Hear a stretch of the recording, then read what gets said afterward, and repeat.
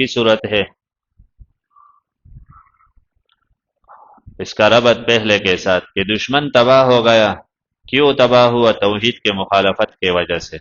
تو جو ایسا نسخہ ہے جو دشمنوں کی تباہی کا ذریعہ ہے اور مومنوں کا نجات کا ذریعہ ہے، تو کہ یہ نسخہ تم بھول نہ جائے، توحید آخر میں ذکر کیا۔ اسی طرح قرآن کے اول میں توحید، الحمدللہ رب العالمین، آخر میں پھر توحید کا بیان ہے، اور یہ جامع صورت ہے۔ ایک صحابی ہر نماز میں یہ پڑھتا تھا، تو صحابہ نے آپ علیہ السلام سے کہا ہمارا یہ امام تو ہر نماز میں یہ پڑھتا ہے۔ آپ علیہ السلام نے کہا آپ ہر نماز میں یہ کیوں پڑھتے ہو؟ کہا مجھے بہت محبت ہے اس صورت سے، اس میں میرے پروردگار کا عجیب تعارف۔ آپ علیہ السلام نے فرمایا یہ آپ کو جنت لے جا کے چھوڑ دے گا، یہ صورت، اس کا محبت، یعنی یہ تو توحید سے محبت ہے۔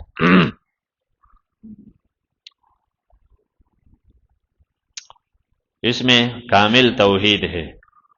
الہ اس کو بنا سکتے ہو جس کا کسی کی طرف حاجت نہ ہو، ایک شرط یہ صمد ہو۔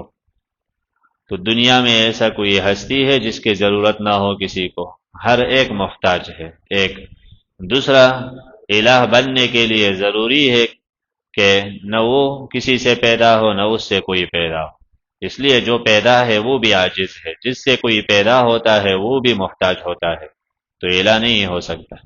الہ وہ ہوتا ہے جس کا مثل نہ ہو۔ تو دیکھے یہ خوبیاں کہ جو یکتا ہے، بے مثل ہے، بے حاجت ہے، یہ خوبیاں جس میں ہے وہ الہ ہے۔ تو یہ یہود سے بھی سوال ہے، تم عزیر کو کیسے الہ بناتے ہو؟ الہ کی یہ خوبیاں تلاش کرو۔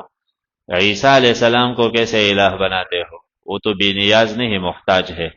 کوئی پیغمبر علیہ السلام کو، پجتنفا کو کیسے معبود بنا کے پکارتے ہیں؟ کسی کو بھی نہیں۔ یہ خوبیاں جس میں ہو، اور یہ صرف میرے رب میں ہے۔ قل آپ کہہ دیجئے ہوا شان، یہ ہے ایک معنی، ضمیر شان ہے۔ دوسرا، لوگوں نے سوال کیا رب کا نسب بتا دو، تو جواب ہوا وہ پروردگار جس کا تم پوچھتے ہو، اللہ وہ اللہ ہے۔ تو یہ رد ہے دہریہ پر جو کہتے ہیں نہیں نظام بنانے والا کوئی نہیں، تو جواب اللہ ہے، دہریہ کے رد۔ اسی طرح رد ہے فلاسفہ پر جو کہتے ہیں کہ نوع پیدا کرتا ہے، انسانیت کے نوع انسان کو پیدا کرتا ہے، ہر چیز کے نوع اثر کرتا ہے، تو جواب نوع اثر نہیں کرتا، وہ اللہ ہے، اور اس کو اللہ کے نام سے ہی یاد کرو گے۔ ایک سب فرد، دوسرا احد، یکتا ہے وہ۔ لفظ احد میں مذکر مؤنث تانیث یہ سب کچھ برابر ہے، وہ یکتا ہے۔ تو اس میں تمام مشرکین کے تردید، اور ان کے تردید جو ذات میں دو خداؤں کے قائل ہے کہ ایک شر کا خالق ہے ایک خیر کا، تو ان کے بھی تردید۔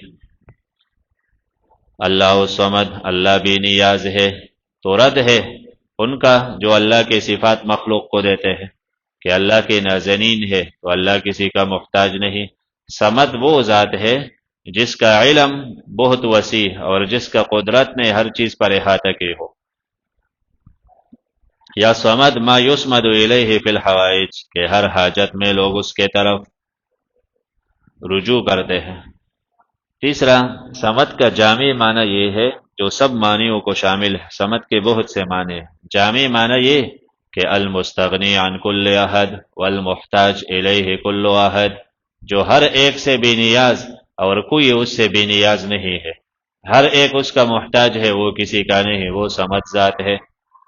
تو کیا معنی؟ نظام اس نے اس لیے نہیں بنایا، نہ لوگوں کا محتاج، نہ لوگوں کی بندگی کا حاجت کے لیے نہیں بنایا، لوگ اس کے طرف محتاج ہے۔